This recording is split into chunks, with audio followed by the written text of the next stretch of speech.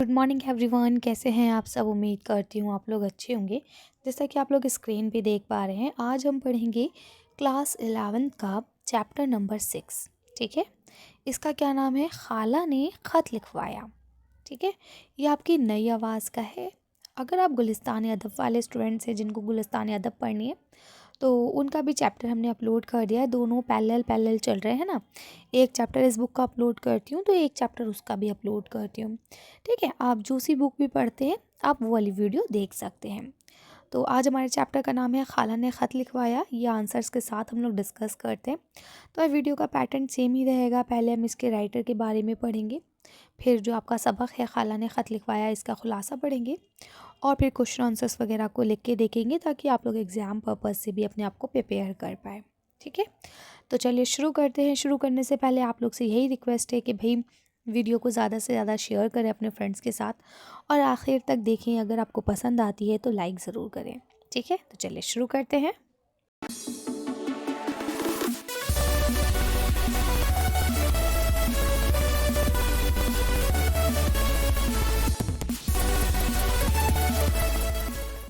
अब्दुल आहद ख़ान तखल्लुस भोपाली 1918 में पैदा हुए। 1976 में इनका इंतकाल हो गया। बेटा ये थोड़ा सा बस ब्लर है ज़रा सा, इसे आप थोड़ा एडजस्ट कर लेंगे, है ना, थोड़ा मैनेज कर लेते हैं। तो देखिए लिखते हैं कि अब्दुल आहद ख़ान तखल्लुस भोपाली भोपाल के ज़िले रायसीन में पैदा हुए थे। मैट्रिक का इम्तहान पास करने के बाद वो रॉयल इंडियन मिलिट्री में मुलाजिम हो गए थे। ठीक है, उन्होंने 1952 के आसपास लिखना शुरू किया और देखते ही देखते मुल्क गिर शोहरत हासिल हो गई। ठीक है, तो कहते हैं तखल्लुस जो भोपाली साहब थे इन्होंने क्या काम किया था, 1952 के आसपास लिखना शुरू करा था। 12th पास कर ली थी उन्होंने। ठीक है, आगे लिखते हैं 1960 में मज़ाहिया अखबार भोपाल पंच निकलना शुरू किया था, जो 3 साल तक मुसलसल पाबंदी से निकलता रहा। इस अखबार में उन्होंने किस्तवार कई मज़ामीन लिखे जो उनके मजमूए पोस्टमार्टम रिपोर्ट, ठीक है, शैतान जाग उठा, गफूर मियाँ, और यहाँ पे लिखा हुआ है पानदान वाली खाला में शामिल है। ठीक है, तो उन्होंने जो जो अफसाने वगैरह लिखे थे वो इन किताबों में क्या है आपके शामिल किए गए हैं।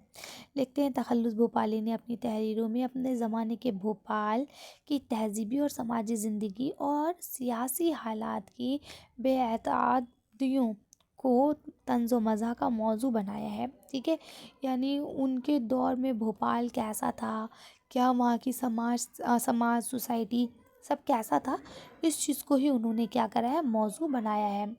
तो लिखते हैं तखल्लुस भोपाल की तहरीरों में सबसे ज़्यादा नुमाया खुसूसियत भोपाली उर्दू का बेतकल्लुफ़ाना इस्तेमाल है। यानी वो क्या करते हैं, भोपाल वाली उर्दू का इस्तेमाल करते हैं। ठीक है, जो कहते हैं ना उर्दू में एक लोकल लैंग्वेज का रंग मिला हुआ होता है, वो चीज़ इस्तेमाल करते हैं। ठीक है, लिखते हैं भोपाली उर्दू जो मुकामी लिसानी असरात और वहाँ बोले जाने वाले मुहावरे, रोज़मर्रा कहावतें के इस्तेमाल और मुनफरदाना तलफ़ुज़ की वजह से मयारी उर्दू से अलग एक इम्तियाज़ी हैसियत इख्तियार कर चुकी थी। तखल्लुस भोपाली ने अपनी तहरीरों में उससे मज़ाह पैदा किया है और उसे महफूज कर दिया है। ठीक है, कहते हैं जो भोपाल में एक मुकामी उर्दू बोली जाती थी ना, लिसानी असरात जैसे एक लैंग्वेज का असर आ जाता है, इलाके का जो असर आ जाता है, ठीक है, उसके मुहावरे, रोज़मर्रा कहावतें, इन सब चीज़ों को उन्होंने इस्तेमाल करा एक अलग तलफ़ुज़ के साथ। ठीक है, जिसकी वजह से इनकी जो तहरीरें हैं वो क्या है, उनमें मज़ा पैदा होती हैं। ठीक है, अब आज हम जो पढ़ेंगे हमारा चैप्टर का नाम है खाला ने ख़त लिखवाया। ठीक है, तो यहाँ पे आपके मुश्किल अल्फाज मायने हैं, इन्हें आप लोग पढ़ लीजिएगा। ठीक है, हम पढ़ते हैं सबक का खुलासा कि खाला ने ख़त किसको और क्यों लिखवाया। सबक का खुलासा। सुबह नमाज़ पढ़ने के बाद खाला ने तस्बीह पढ़ी और अपनी आदत के मुताबिक बहू को सलावातें सुनाना शुरू कर दी। सलावातें सुनाने का मतलब होता है बेटा बुरा भला कहना। ठीक है, ये पता नहीं आप लोग को पता होगा या नहीं पता होगा, इसलिए मैं आपको बता देती हूँ। सलावातें कहना जैसे बुरा भला किसी को कहते रहना, है ना, देखो ये कर दिया, देखो ये कर दिया, अभी तक ये नहीं हुआ, पता नहीं कितना वक्त लगेगा, इस तरह से जो ये बूढ़े लोग सुनाते हैं ना, इन्हें सलावातें सुनाना कहते हैं। अगर शक्कर में کیڑے پڑ گئے ہیں تو کیا گھر میں گڑ بھی نہیں ہے؟ وہی گھول گھال کر لے آؤ۔ تسبیح پڑھتے پڑھتے انگلیاں دکھنے لگیں اور کلیجہ بھی کھرچنے لگا۔ دھوپ صحن میں آ پہنچی ہے مگر چائے کی ایک پیالی تک نصیب نہ ہوئی ہے۔ کون بول رہا ہے یہ سب؟ یہ خالہ اپنی بہو کو چلا رہی ہیں، ٹھیک ہے، کہ میں تسبیح پڑھ رہی ہوں، انگلیاں دکھنے لگی ہیں، اتنی دیر سے پڑھ رہی ہوں، کلیجہ بھی کھرچ گیا، یعنی بھوک لگ رہی ہے بہت زوروں کی، دھوپ بھی صحن میں آ گئی ہے، ٹھیک ہے۔ دھوپ صحن میں آنے کا مطلب کیا ہوتا ہے بیٹا؟ آنگن میں دھوپ آ گئی ہے نا، اور آنگن میں دھوپ جو ہے تھوڑی دیر میں آتی ہے، کیونکہ سورج جب نکل رہا ہوتا ہے تو وہ صرف دیواروں پہ پڑتا ہے، ٹھیک ہے، اور جب وہ نکل چکا ہوتا ہے تو وہ زمین پہ آنے لگتا ہے، تو اس لیے کہا گیا دھوپ بھی صحن میں آ گئی ہے، ٹھیک ہے۔ تو کہتا ہے دھوپ بھی صحن میں آ گئی ہے اور ابھی تک چائے کی ایک پیالی تک نصیب نہیں ہوئی۔ بہو نے کہا، کیا کہا؟ گڑ گرمی کرتا ہے، اسی وجہ سے گڑ کی چائے نہیں بنائی، بس ابھی لے کر آتی ہوں۔ تھوڑی دیر بعد بہو چائے لے کر آئی تو خالہ نے کہا، خدا کا شکر ہے چائے تو نصیب ہوئی، ذرا سا روٹی کا ٹکڑا بھی لے آؤ، خالی کلیجے کیسے چائے پیوں، ہے نا، یعنی پہلے تو اسے طنز کرا، تانا کسا کہ چلو اللہ کا شکر ہے کم سے کم چائے تو نصیب ہوئی، ہے نا۔ پھر اس کے بعد کیا کہا؟ اب دیکھو ذرا تم چائے لائی ہو، ایک تھوڑا سا روٹی کا ٹکڑا بھی لے آؤ، خالی کلیجے چائے کیسے پیوں، ہے نا، خالی پیٹ چائے کیوں پیوں میں؟ بہو نے روٹی لا کر دے دی تو خالہ بولی، کیا بولی؟ روٹی بھی باسی تو واسی ہے، یعنی ایک دن یا 2 دن پرانی روٹی لائی ہے۔ بہو بیٹیوں کا قاعدہ ہے کہ صبح اٹھ کر 2 4 تازہ روٹیاں پکا دیں، مگر میرے گھر کا آبا و آدم نرالا ہے، ٹھیک ہے، یعنی گھر کا قاعدہ یہ ہوتا ہے کہ بہو بیٹیاں صبح اٹھیں، جلدی سے اٹھ کے نا 4 6 روٹیاں ڈال کے رکھ دے، گھر کے جس حساب سے لوگ ہیں اس مطابق، تاکہ کوئی اگر روٹی کھانا چاہے تو گھر میں روٹی موجود ہو، ٹھیک ہے۔ لیکن ہمارے گھر میں تو بس کیا ہی بتایا جائے، ٹھیک ہے، یہ بولتی ہے بابا آدم نرالا ہے، یعنی کہ یہاں کے جو رواج ہیں وہی الگ ہے، ٹھیک ہے۔ سختی کرو تو دنیا کہے گی کہ خالہ نے ناک میں دم کر رکھا ہے، ٹھیک ہے، یعنی اگر میں سختی کرتی ہوں تو کیا کہے گی دنیا کہ دیکھو خالہ نے ناک میں دم کر دیا ہے، اور اگر خاموش رہو تو منہ میں پانی ڈالنے والا کوئی نہیں ہے، یعنی اگر چپ چاپ ہو جاؤ کہ ٹھیک ہے جو بہو بیٹے کر رہے ہیں کر لینے دو، تو یہ ہوگا کہ دیکھو منہ میں پانی ڈالنے والا بھی کوئی نہیں ہے نا، کیونکہ پھر وہ تو سر پہ چڑھ جائیں گے کہ چلو ہمیں تو کوئی کچھ کہہ ہی نہیں رہا۔ دیکھیے اب لکھا ہے آگے، ہاں، بہو نے پوچھا، اماں بیگم نسرین کو خط ناشتے سے فارغ ہونے کے بعد لکھوائیں گی یا ابھی؟ خالہ نے کہا، سب کام سے فرصت پا کر خط لکھنا، ٹھیک ہے۔ خالہ بڑبڑاتی ہوئی بولی، یہ بیٹھے بٹھائے خط لکھوانے کا کام اور سر پر آ گیا، خط کیا ہے، شیطان کی آنت ہو گیا ہے، اگر مہینے میں 2 4 خط ایسے آ جائیں تو گھر والے تو بس پاگل ہی ہو جائیں۔ بہو نے کہا، اماں پرسوں ایک خط اور آیا تھا۔ خالہ نے کہا کہ گھر کیا ڈاک خانہ ہو گیا ہے، روزانہ ایک ڈاک چلی آتی ہے، شوکت بیوی کو خط لکھنے کے سوا اور کوئی کام نہیں ہے، ٹھیک ہے، کام ہے کہ نہیں، یعنی اب کیا ہو رہا ہے؟ بہو نے پوچھا کہ اماں کیا بیگم نسرین کو خط جو ہے ناشتے سے فارغ ہو کے لکھو گے، یعنی فارغ ہونے کے بعد لکھوائیں گی یا ابھی لکھوائیں گی؟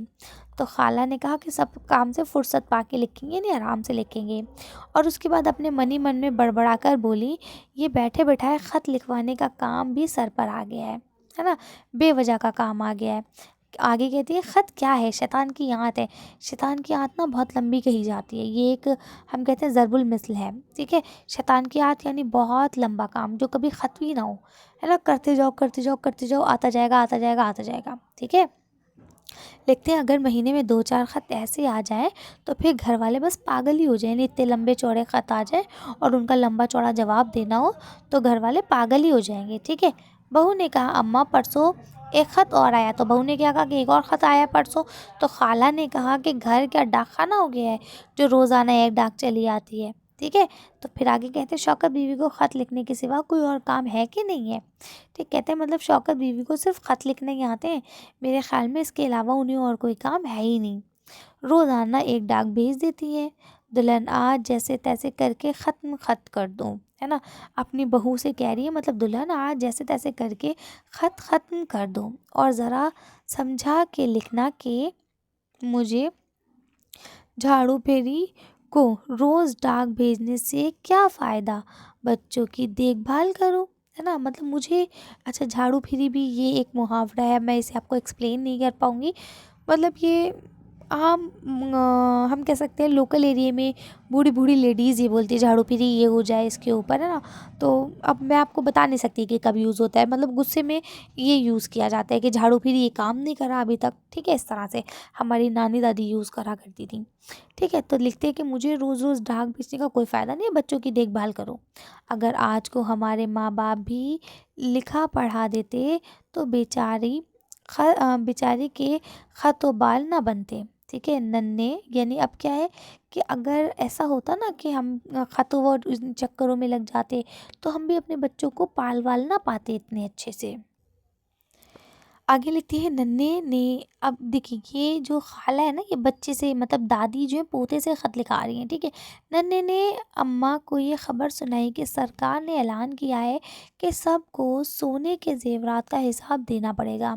خالہ نے کہا، اب دیکھیے یہ آزادی کے وقت کی بات ہو رہی ہے، ٹھیک ہے؟ خالہ نے کہا کہ خط میں یہ بھی لکھ کر اس بیچاری کو خبر دے دے، کیا معلوم اپنی سرکار کو کب زیوروں کی ضرورت پڑ جائے۔ ننھے نے خالہ کو ٹوکتے ہوئے کہا کہ پنڈت جی نے اعلان کیا ہے۔ اب پنڈت جی کون ہے؟ یہ پنڈت جواہر لال نہرو ہیں، ٹھیک ہے؟ ملک کو خطرہ ہے، کیا کرو؟ چوکس رہو، ٹھیک ہے؟ یعنی ملک میں خطرہ ہے انگریزوں سے یا دوسرے ملک سے، تو آپ کو کیا کرنا ہے؟ چوکس رہنا ہے، یعنی ہوشیار رہنا ہے۔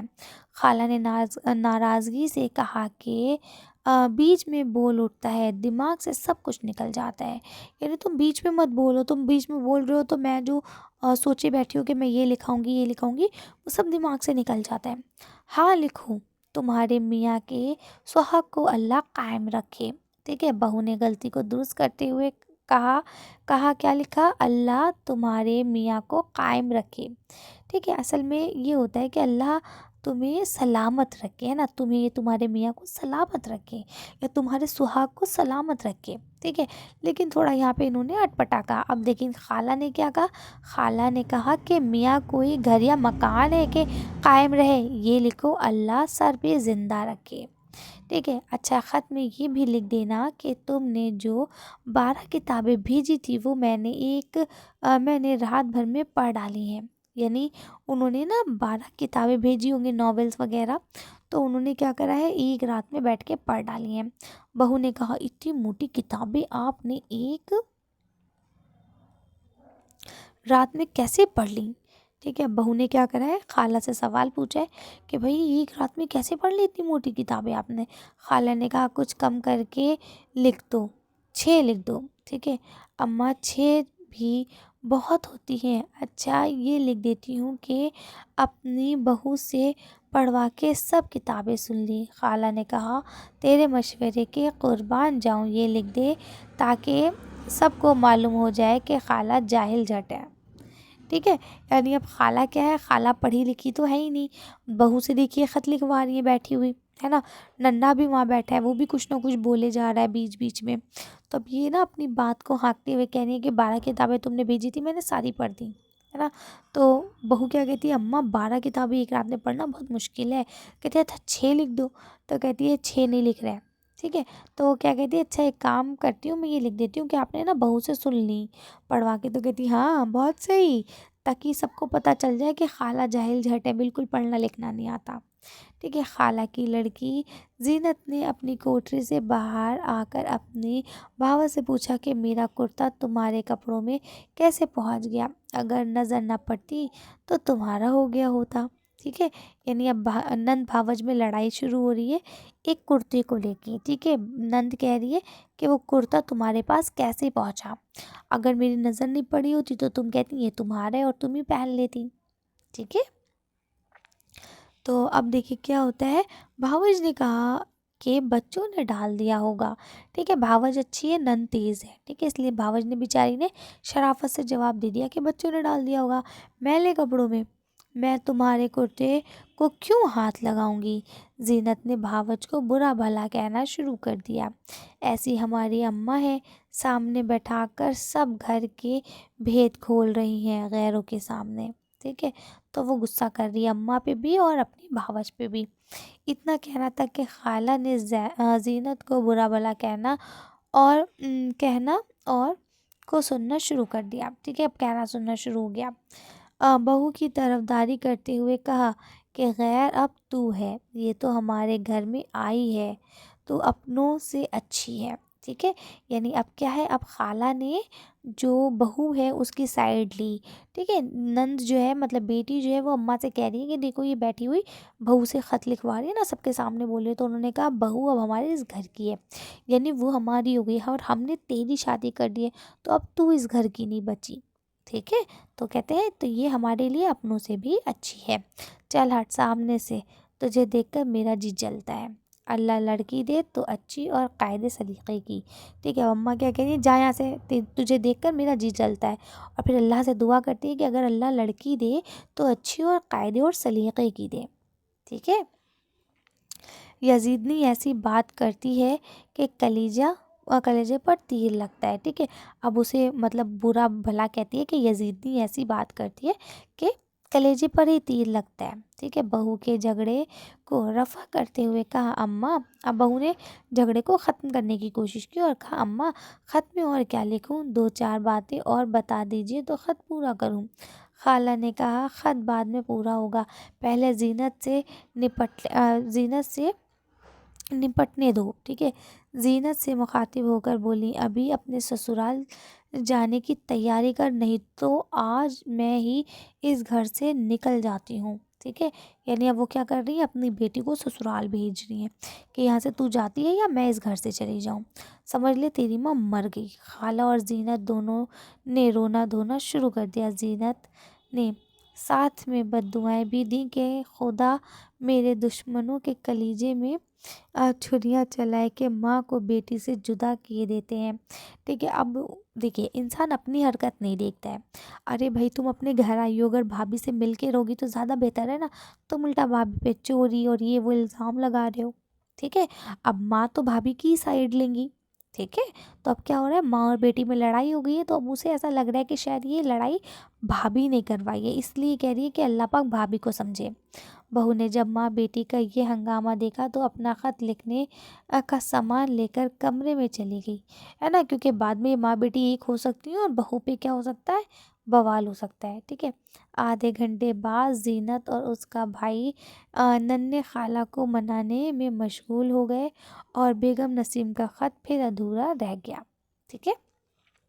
اب دونوں لوگ اپنی اماں کو بنانے میں لگ گئے اور جو خط تھا وہ کیا ہو گیا، ادھورا رہ گیا، ٹھیک ہے۔ اب یہاں دیکھیے آپ کے سوال ہے، پہلا لکھا ہے سوال جا نماز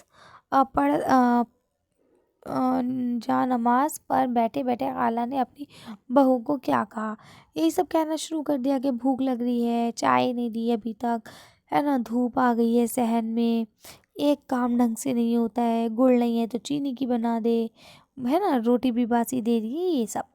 خالہ کے کہنے سے بہو نے بیگم نسیم کو خط میں کیا لکھا، ٹھیک ہے، یہ لکھا کہ سرکار کو زیورات کے حساب چاہیے ہیں اور ہماری سرکار کو زیورات کبھی بھی ضرورت میں پڑ سکتے ہیں، فوج وغیرہ کے ٹائم پہ کام آتے ہیں۔ زینت کس بات پر بھاوت سے ناراض ہو گئی تھی، کیونکہ زینت جو ہے اس کا جو کرتا تھا، اس کے جو کپڑے تھے وہ بھاوچ کے پاس تھے، اس لیے وہ ان سے ناراض ہو گئی تھی کہ کہیں ایسا تو نہیں انہوں نے میرے کپڑے چرا لیے ہوں۔ خالہ نے زینت کو کس طرح ڈانٹا، تو خالہ نے ڈانٹا کہ تجھے مطلب بات کریں گے نا، پہلے ہم اس سے اپنی بیٹی سے لڑ لیں، ہے نا، زینت سے لڑ لیں کہ کلیجہ کھرچ جاتا ہے، ایسی مطلب تیر گھس جاتی ہے، بہت بدتمیز لڑکی ہے، اپنے گھر جا، ہے نا، اگر اللہ لڑکی دے تو اچھی دے، قاعدے کی سلیقے کی دے، ورنہ تو نہ دے، ہے نا، یہ ساری باتیں انہوں نے کی۔ آخری سوال دیکھیے یہاں لکھا ہوا ہے کہ بیگم نسیم کا خط ادھورا کیوں رہ گیا، کیونکہ خالہ اور زینت کی آپس میں لڑائی ہو گئی تھی، بہو اٹھ کے کمرے میں چلی گئی، اسی لیے خط جو ہے ہمیشہ کیا ہو گیا، ادھورا رہ گیا۔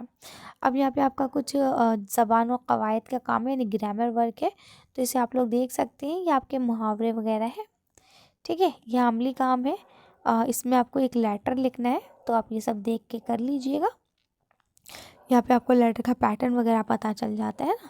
چلیے تو ملتے ہیں نیکسٹ ویڈیو میں، ویڈیو کیسی رہی مجھے کمنٹ کر کے ضرور بتائیے گا، اور اگر آپ نے لاسٹ تک دیکھ لی ہے، پسند آئی ہے، تو لائک اور شیئر کرنا مت بھولیے گا۔ چلیے ملتے ہیں نیکسٹ ویڈیو میں، تھینک یو فار واچنگ۔